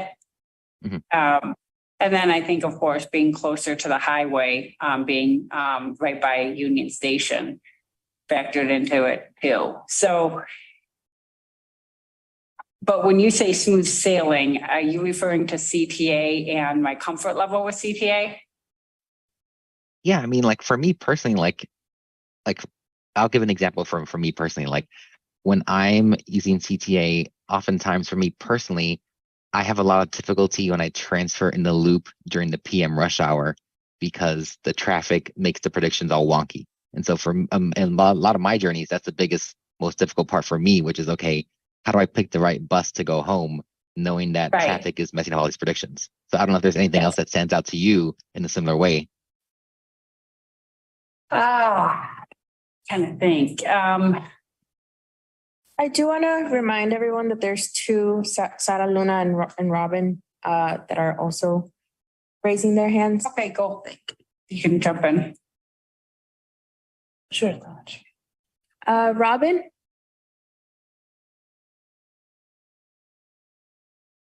Not sure if you've unmuted yourself. Yeah, sorry. Yeah, so Robin Jones, Great Lakes ADA Center. I just want to comment on, our office, fields a lot of inquiries and questions, and transit is, not an infrequent issue that gets brought up in our calls. And one of the most frequent issues that we have that people contact us about related to CTA is people who are not from Chicago, who are coming to Chicago, and visitors. And, if you're coming from a town that has transit, so you're already, potentially you've got, certification or whatever, locally for paratrans or whatever. But there are a lot of communities in Illinois and throughout the country that don't have transit. So you've got a lot of people who have never gone through and have never been, paratransit certified or any kind of transit, whatever. And then they come to Chicago and want to use the systems. And there really isn't a mechanism for them to do that because, when you look at reciprocity issues, if I don't have certification in my own jurisdiction because I don't have public transportation in my jurisdiction, I have nothing to be able to use to potentially access either reduced fare or paratransit or anything if I'm visiting Chicago. And I don't know, how the CTA has looked at this or if they even have looked at this issue. But I know it's something that we get a lot of inquiries about as a regional center. Because Chicago is a place people visit and come to. Awesome. Thank you, So- Robin. That's really informative. Sarah Luna? Yeah. Hello. So I am affiliated with the National Federation of the Blind of Illinois, and I know that there are two primary concerns for our members. First, with like locating the bus stops. In particular, for myself, like during the day, I have enough vision to somewhat visually identify a bus stop sign, but based on like the color pattern. And then I take out my phone and use an app that'll like take a photo and then present the text to me in an accessible format. But I can't do that at night just because I can't see the signs at night, and nor can like the camera really read it that well at night either. And I know that there's the project to get the tactile and braille bus stop signs on the poles. But the issue with that is it doesn't give you any information about what routes stop at that location and what direction those buses are going either. So then like, it's just a gamble in terms of waiting for a bus to show up and then being able to ask what direction the bus is going in. And then also a major issue is with transferring trains downtown. Most of the time I have enough vision to where I can visually tell the difference between like a pink line and an orange line, but many of our members do not. And more often than not, the train will not announce what route it is when it pulls into a station, or it'll do it as the doors are closing. So it doesn't give us enough time to assess whether or not we're going to get on the train.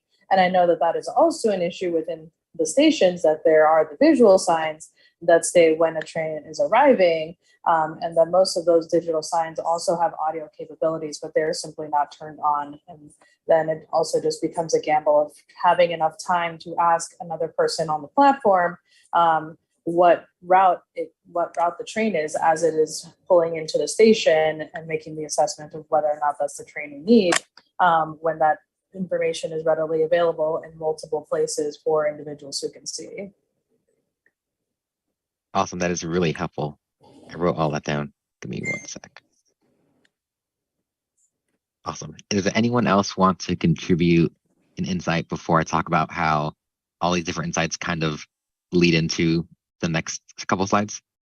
Yeah. Hi, Doreen. Okay. Yeah, I many people think this is really old school, but I still find 8367000 very helpful. Because I can ask questions. Is the bus stop near side, far side, or in the middle of the street? I can ask that. And then, which is, everything now says go to transitchicago.whatever. And it's just, to me, maps are confusing and all of that. And then I'd rather talk to a person. That's one point. But number two, those bus shelters that were part of a pilot program. I know I'm a lot more comfortable if I know I'm going to be at a stop with those bus shelters that have the audio, even though you can get the audio on your phone. First of all, there's some people that don't have smartphones, and two, even the ones that do, some people just are have it for the main things that they out of necessity and aren't familiar with all the transit apps. I myself am familiar with the transit apps, but one of the things I like about those bus shelters that have the button that you press, they beep. So it tells you where the bus shelter is, and that tells you where the bus stop is essentially.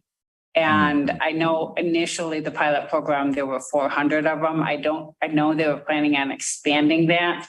I don't know how many there are now and if they're going to continue to expand, but that beeping of, the pole of the bus shelter is wonderful in helping me find, locating, oh, there's a bus stop. Okay, awesome. And yeah, and I would say in terms of I typically hear or deal with, yes, the lack of consistent auditory signaling. Also, if you cannot visually locate the Braille signs or the bus stop sign, like the bus stops. So for folks who cannot find the bus stops, then it can really impede being able to use the bus. I still think the wayfinding for finding where the accessible stop is much worse. Especially sometimes, can actually anywhere, but can be around the loop, especially can be like very confusing. I'll also say as someone who just gets lost very easily, I think the wayfinding signage in general can be could be improved. Not everyone has maybe as easy of like a mental map and just being able to get around. And that I think making it so it's like for tourists, assuming that someone who has never been here and who actually also may not be able to read English, like can they get around? And making sure then, depending, no matter the disability, that there is proper wayfinding. And a lot of consumers or folks I talk to, obviously the big issue is like, is the elevator working? If the elevator is or is not working, is the information accurate on the site and like accurate as to like very recently? I think making sure that the station agents are trained as how to deal with disability and are compensated for that, for having that level of training, but and that like the importance of updating the information. And if they have noticed that some of the signs are out there, the elevators out there, that it gets updated like quickly. And if you have to use the gap filler, like make sure that gets used. There are some stations where it's like very, very good. And where there's always someone around. There are sometimes where that's not the case. And it can be a huge problem because like, also, if it's not updated, then you're getting stuck at your stop or you have to go back. How do you get back home or or you miss your appointment? So I think those are the things that, and just like the importance of reliability and obviously like depending on the weather, that can change things pretty significantly. And then also just like sometimes the length of time that can take to getting some of those elevators. And I know like a lot of that is like, it's not always within the CTA's control, but actually something that got raised with me was, especially if there's times where the elevator is going to be out for a long time, maybe making sure that more buses get added for that route, especially when thinking about like, it's hard to get on to a busy train during rush hour, depending on where you board. Like for anyone, if you're a wheelchair user, it's extremely unlikely. And that can also be true for the bus. But if so the Chicago elevators are out for a long time. If you also can't get on the bus because the bus is really full and they're not going to let any additional wheelchair users on, like you have no options. And it's typically very hard, in addition to wave taxis being expensive, it can be very hard to just find a wheelchair accessible vehicle, period. So I think those are frequently, I'm sure I'm leaving out a bunch of things. Oh, and then just getting to the stops because frequently the sidewalks are not accessible. So that is something CTA does not have any control over. Okay. But, I think that CTA would certainly benefit if there is better accessibility when it comes to that. And Awesome. one last Very cool. thing I want to bring up about the mobility devices and motorized scooters and wheelchairs is that, they are supposed to take precedent over strollers. And, that's not always the case. And, if somebody who uses a mobility device of some sort plans their trip if the route is accessible, the path of travel is accessible, the bus is accessible, the train is accessible, but the customer service, if you will, is not, I understand that legally they technically cannot kick people out of the seats, but the drivers and conductors they do have the ability, and they have utilized this very often, where they will strongly emphasize, that this is, not intended for bikes first. I mean, it's not intended for strollers first. Like it's intended for people who use motorized devices that need that space. And same thing like with the priority seating.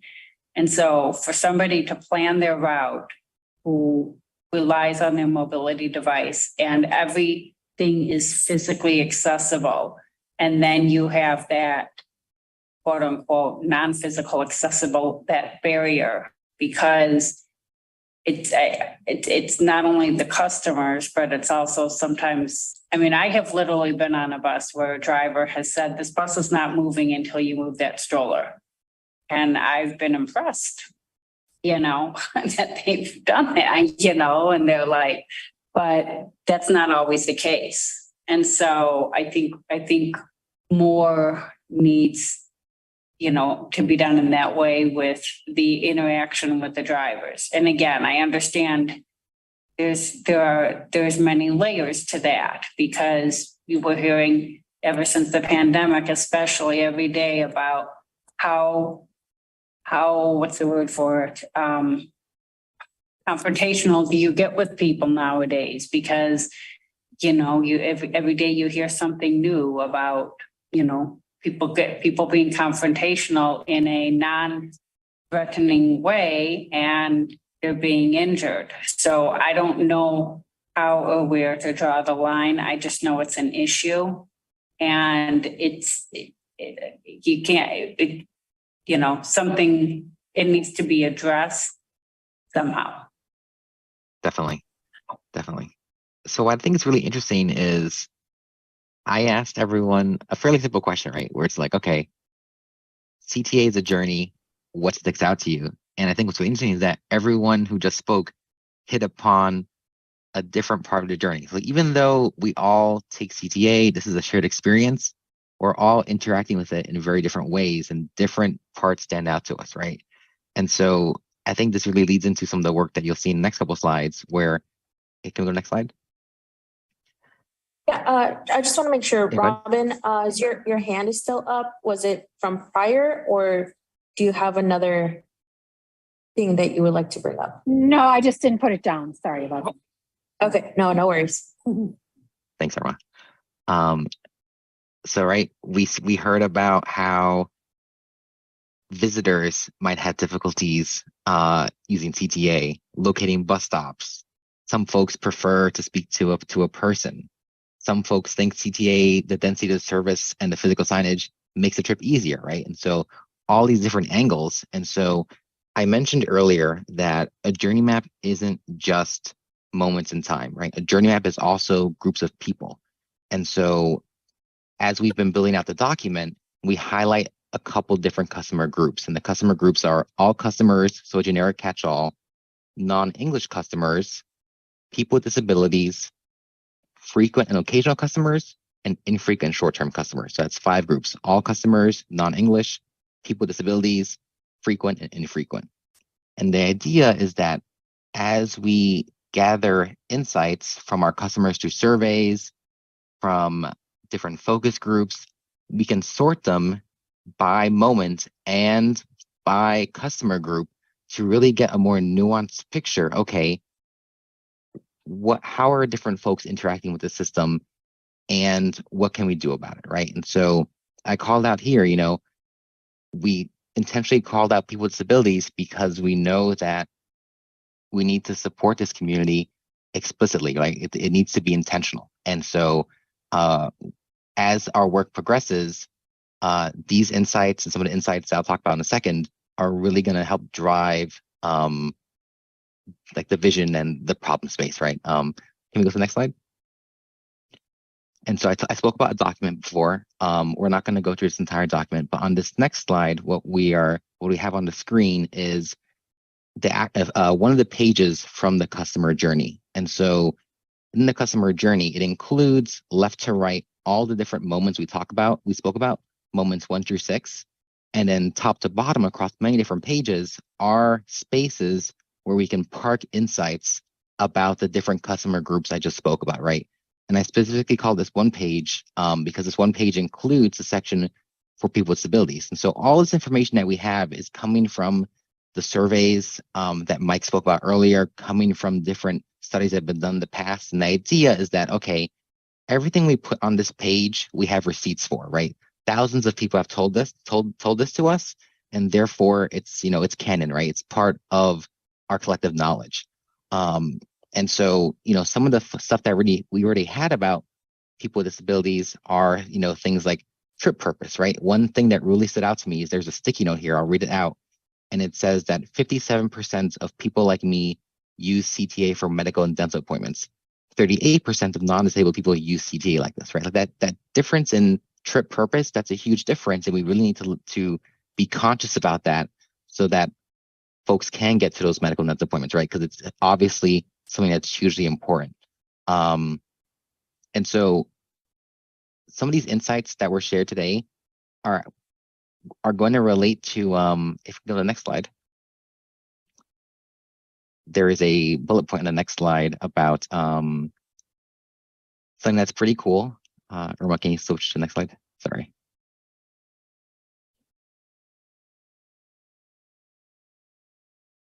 There we go. Awesome. So we spoke today about your insights, and we're actually going to launch a survey. So Mike's team, Emily and Rebecca, they've been working on a very cool survey that's very comprehensive, specifically for people with disabilities, to try and understand, just like the conversation we had today, what are your pain points? You know, what are the moments of friction? Are there moments that make CTA even more appealing for you? And so that we can really create this very large, very rich data set that will help inform that purple section for people with disabilities on the previous page, to help us garner these really rich insights that we can depend on, that we know are reflective of the entire community, and can then help us make better decisions in the future. So that survey is going to launch this month. They're wrapping up the work right now, and Irma helped us develop it as well. Irma's been a great sponsor. And so once that's available, we would love it if folks can help spread the word. We're going to do outreach ourselves. I think Irma's going to be spreading info at Disability Pride events. And so it'd be super helpful if folks on this call could also help spread the word. And then also, you know, I think we've started to have a really good discussion today about the different pain points and the different insights folks are hearing about the way that people interact with the system. And I would love to hear even more. So if anyone wants to meet with me one-on-one, always available. Would love to talk about this more in depth. But yeah, overall, very excited to continue this dialogue, and we appreciate your time today. Does anyone have any closing questions or comments about anything that I spoke about? Great presentation. Thank you. Yeah, no one has any questions. Yeah, thank you for your presentation, Thank you. and for the work you're doing. Sure, there'll be plenty of folks in touch. Awesome. Thank you. And then with that, we're done with the presentations. We are on to subcommittee reports. None of the subcommittees currently have a chair. We will be discussing the future of the subcommittees in the October meeting and requesting for current members to think about how they would like to participate and engage with the subcommittees moving forward. While we recognize that subcommittees are valuable, we also need members to be committed to being a part of them. Subcommittees and they're looking for is funding advocacy, safety and training and technology, and wayfinding. All need chairs. So if you're interested in being a chair, it's be good to know. And yeah, I think something to consider. So we'll be talking about it further. Should let Irma know. Is it? Yeah. Okay. And yeah, I'm thinking about it for October. And I guess if there's no questions about that, can move to the facilitators report. Presenting on that is Irma, manager of ADA compliance program. Thank you, Laura. So a few updates. We will be opening the ADA Advisory Committee application again to fill in the missing spots. The application will open up July 19th. So next Wednesday, you can expect the application to be live on the website. Our IT department has been working on a fully online application. The link will be posted under our transitchicago.com/board/ADA. So I do want to say thank you to Will Anderson for working very hard on and his team for that online application. I will also be sending the link and information in an email to our Access Email subscribers and organizations to help spread the word of our ADA Advisory Committee application. Second, CTA is proud to be a sponsor of this year's Disability Pride Parade. We will be having our luxurious mini bus and mini train. The parade will take place Saturday, July 22nd at 10 a.m.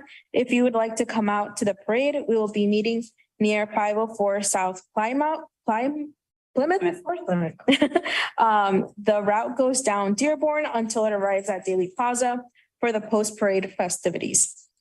Please feel free to stop by at the CTA table at Daly Plaza and fill our disability rider survey that Lucian talked about. Ask us questions or fill out the ADA Advisory Committee application or to just say hi. We would love to see you there. So excited for this. And that's it for my facilitator report. Anyone have any questions, comments? Thank you for presenting. So I said we're moving now to old business. Is there any old business that anyone wants to bring up?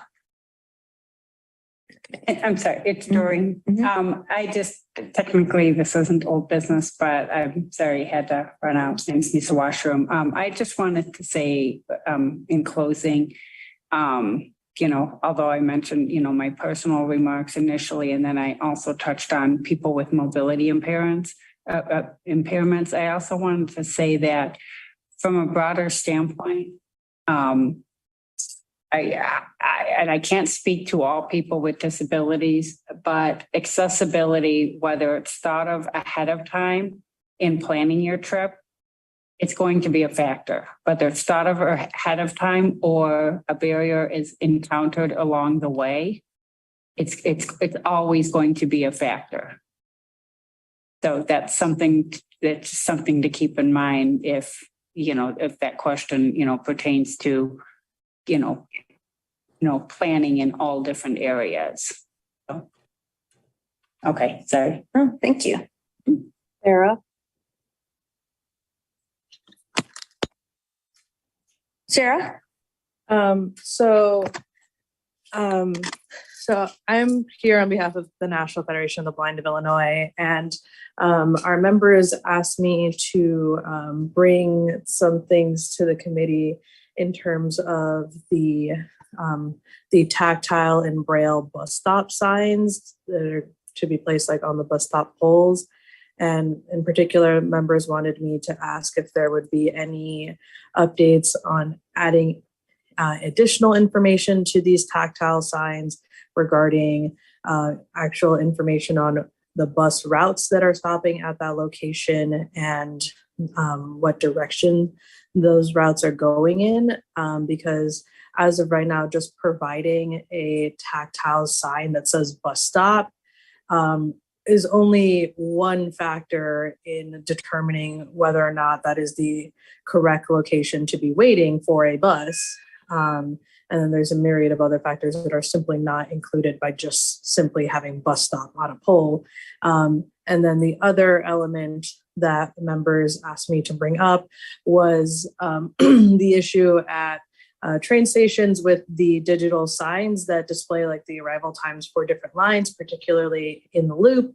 And these signs apparently having an audio capability that's supposed to read out loud the arrival times for different routes. But those signs, that featured simply not being turned on. And that is a very concerning element for many members, because if there is a feature that is available to make this information available to us, particularly since trains do not often announce what route they are when they pull into a station, the fact that it is simply not being used is a big concern to our members who cannot visually identify what train is pulling into a station. I think that, yeah, gets into the broader conversation about wayfinding and what CTA's plans are for wayfinding and all kinds of, if there's updates or, it's a good point. We'd love to know about that digital, if we hear back about that. What's going on there. Yeah, we could definitely have like a presentation or something for next meeting. That'd be great. Okay. Is there anyone else who would like to old business? Yeah, Doreen again. That last quarter's meeting, there were some items brought up, comments, if you will, and I wanted to know if we could get a follow-up on those. Is there one specific? I don't recall, but we were told that they would be at the responses would be at the next meeting, much like the one earlier that was read aloud. So I followed up with those individuals to kind of give our responses. So Okay, so do we have any additional information on? I would need to go back. I don't remember the specific comment of what they were speaking of, but I did follow up with the individuals after the meeting.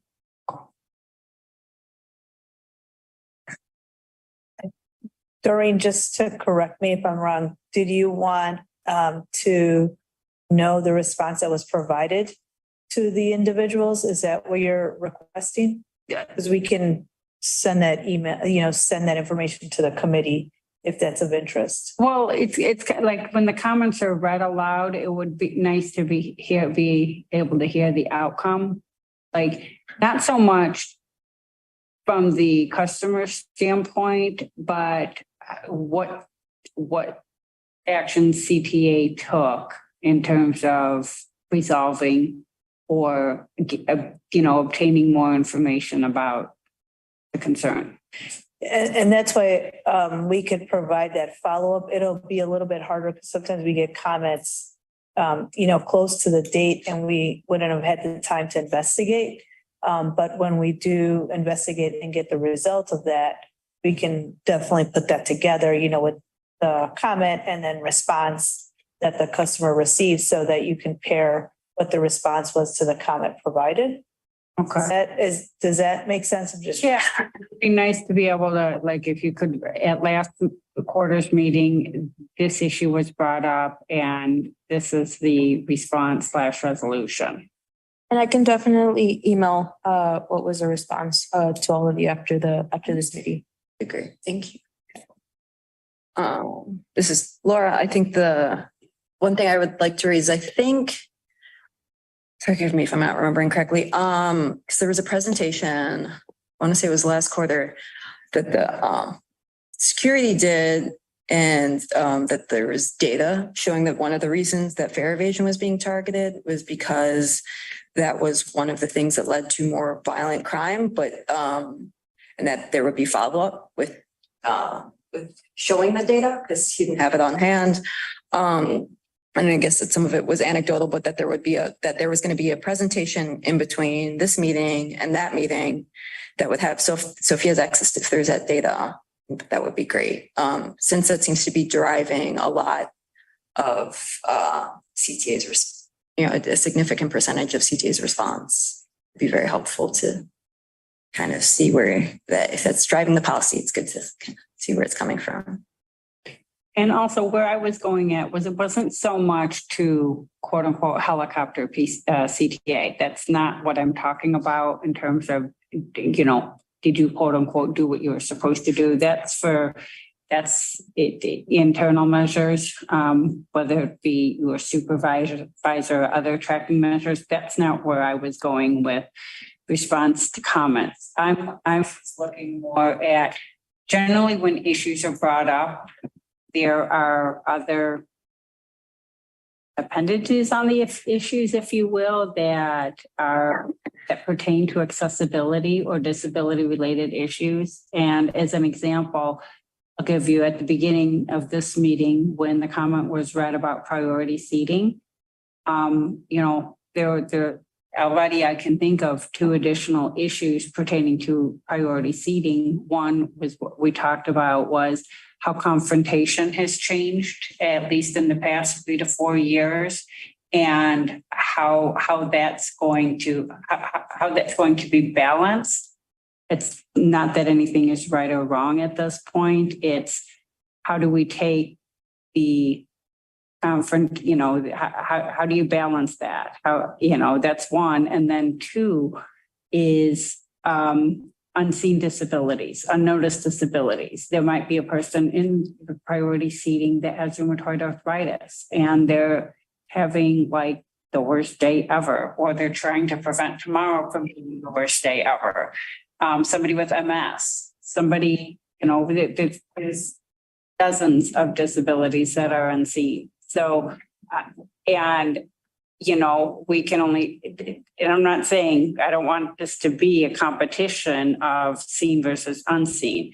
I'm saying that those are factors in determining the priority seating policy. It's understood. And that's just, sometimes a conversation ensues. Like, for example, the two things, those two things, and then sometimes it leads to other things. Years ago, we did priority seating signage and stuff like that, and the committee took part in that. So, if an issue that a customer brings about is going to lead to community input, well, it very well could. That's where my interest is. Anybody agree or disagree? Okay, no comment. Thank you. Is there any other comments related to business? Thank you. Then new business, if there's anything members want to suggest for a particular topic or issue to be added to the October 10, 2023 meeting.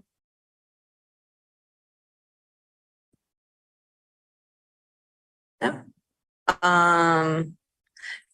No, last call. All right. Just as a reminder, the next meeting is Tuesday, October 10th. Sorry. The next meeting will also be hybrid. And so we do need a quorum on site from committee members. So we follow emails. If you can make it in person, it is really important for some folks to, for folks to be here. So there's not a maximum, but there is a minimum. Yes. Got it. So yes, more than welcome to come. Yeah, I think we definitely have the room here. It seems like It's very nicely set up for us. Yeah. Brings back old memories. Yeah. So with that, can I have a motion to adjourn? I guess a motion to adjourn. Is that it? Or remove to adjourn. Can I have a second? No, second. Very seconded. Contribution. Thank you. In favor of adjournment? Aye. Aye. Opposed? Staying? All right, the ayes have it. So we've adjourned at 3:38 p.m. Thank you, everyone.